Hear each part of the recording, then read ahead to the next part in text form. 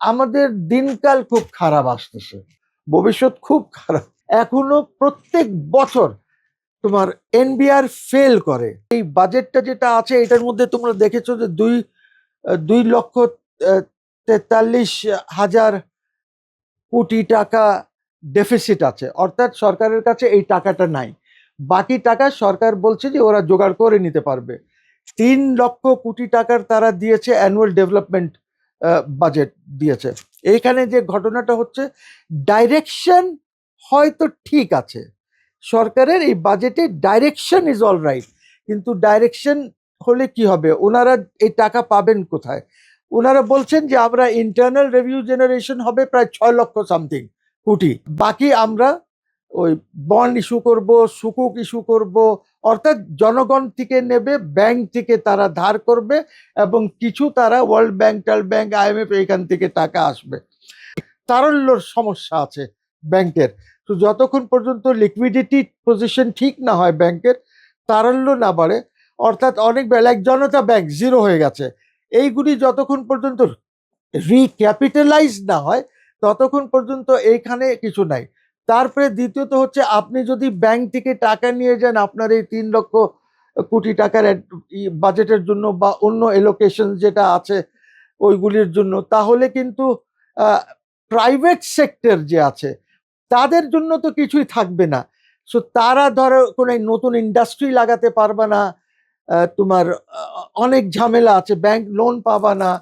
তো ব্যাংক করবে কি, ব্যাংক সিম্পল ব্যবসা করবে, এলসির ব্যবসা করবে, ইম্পোর্ট এক্সপোর্ট করবে কমার্শিয়াল ইসে, আর বাকি কোনো এই দেশে ইন্ডাস্ট্রি হবে না। ইন্ডাস্ট্রি যদি না হয়, যদি ইন্ডাস্ট্রি না করতে পারো, তাহলে কিন্তু তোমার এমপ্লয়মেন্ট জেনারেশন হবে না। আর ইন্ডাস্ট্রি না করলে যেটা হবে, ইম্পোর্টস হবে না। ইম্পোর্টস না করলে তোমার ডিউটি, ভ্যাট এইগুলিতে তোমার সমস্যা হবে, মানে ইন্টারনাল রেভিনিউ জেনারেশন এ প্রবলেম হবে।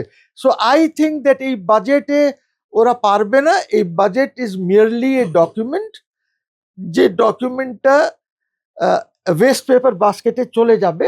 আলটিমেটলি কাজ যেটা করবে, বিভিন্ন জায়গায় যে টাকা টুকা আছে সেখান থেকে এনে টেনে তারা এই ফাইন্যান্স থেকে, হেলথ থেকে নিয়ে আসবে, এডুকেশন থেকে নিয়ে আসবে, যে লোকেশনসগুলি আছে। হয়তো আর্মিরটা টাচ করবে না, বাট অন্যগুলি, ওইখানে 40,000 কোটি টাকার মতন আর্মির এলোকেশন আছে, ওইগুলি অন্য জায়গা থেকে কেটে কেটে কেটে কেটে আনবে, কাজে তোমার development work will be hampered. Non inverter এসির দামে ঘরে আনুন বিদ্যুৎ সাশ্রয়ী ইনভার্টার এসি। এখন 1.5 ton my one inverter AC মাত্র 48,900 টাকা পাওয়া যাচ্ছে মিনিস্টার শোরুমে। সো আমার কথা হচ্ছে যে দেখো, ইন্টারনাল রেভিনিউ জেনারেশন যেটা 6,00,000 কোটি টাকার বলছে, এখনো প্রত্যেক বছর তোমার এনবিআর ফেল করে। গত বাজেটেরও কিন্তু 1,00,000 কোটি টাকা কম তুলতে পেরেছে তারা। তো এরা যেটা করবে যে হয়তো কোয়ার্সিভ মেজরে যাবে, অর্থাৎ তোমার কারণে যারা ভালো ইনকাম ট্যাক্স তো কম অংশ, আমাদের ধরো 20%, 25% হয়তো ইনকাম ট্যাক্স থেকে আসে, বাকি 80% বা 75% আসে আমাদের ইনডাইরেক্ট ট্যাক্সেস থেকে, যেটা হলো ডিউটি। ইম্পোর্ট করলে তুমি যে ডিউটি ইম্পোজ করো, ডিউটি, ভ্যাট যেটা আছে, ভ্যাটের থেকে, ভ্যাটে আমাদের সমস্যা আছে। এইটাকে যদি আমরা স্ট্রিমলাইন করে নিই তাহলে হয়তো আমাদের কিছু রেভিনিউ জেনারেশন বাড়বে। সো আমাদের দিনকাল খুব খারাপ আসতেছে। বিদ্যুৎ উৎপাদন যেটা করি আমরা, আমাদের তো উৎপাদন ক্যাপাসিটি প্রায় 27-28 হাজার মেগাওয়াট আছে, কিন্তু আমরা উৎপাদন করতে পারছি না। না কার হচ্ছে বিকজ আমাদের গ্যাসের সমস্যা আছে, আমাদের ফুয়েলের তেলের সমস্যা আছে, নানান সমস্যার জন্য আমরা উৎপাদন করতে পারছি না। আর এইখানে আমাদের লস অনেক হচ্ছে, বিকজ আমাদেরকে ক্যাপাসিটি পেমেন্ট করতে হয়, ওরা উৎপাদন করুক বা না করুক আমাদেরকে ওদেরকে টাকা দিতে হয়। সো এই যে জিনিসটা আছে, এই জিনিস কিন্তু শুধু এইখানে না, আইপিপিস ইন্ডিয়াতে যেগুলি আছে, আইপিপিস বা যে আইপিপিস গুলি তোমার পাকিস্তানে আছে, সবাইকে ক্যাপাসিটি পেমেন্ট করতে হয়, এইটাই নিয়ম। সো এখন এরা বলেছে যে এইটাকে উন্নত, তারা বোধহয় 35,000 মেগাওয়াট না কত করবে, কিন্তু এলোকেশনটা কমিয়ে দিয়েছে। যেখানে গত বছর এলোকেশন 20-22 হাজার কোটি টাকা ছিল, এখন এলোকেশন 17,000 সামথিং করে দিয়েছে। তো একদিকে তুমি বলছো যে উৎপাদন বাড়াবা, আর একদিকে তুমি তোমার ইয়েটা কমিয়ে দিলা। তো যে কন্ট্রাডিকশন আছে ওদের এই বাজেটে, এই দিস আর দ্য প্রবলেম। আর জনগণ তো বাংলাদেশে প্রতারিত হয়, নতুন কিছু না।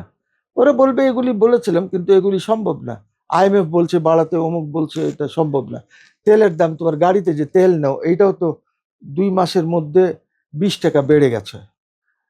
লাইন দিয়ে নিতে আগে তখন ঠিক ছিল, যখন একটু বাড়ালো লাইন শেষ করে দিল, তার মানে তারা জেনে শুনে এটা করেছিল। তেল অ্যাভেলেবল ছিল, কিন্তু তেলটা পাম্পগুলিতে দিচ্ছিল না, ফিলিং স্টেশনগুলিতে মানে রেশনিং করে দিচ্ছিল, যার জন্য আমাদের এই লম্বা লম্বা লাইন হতো, সারা সারা রাত দাঁড়ায় তেল নিতে হলো।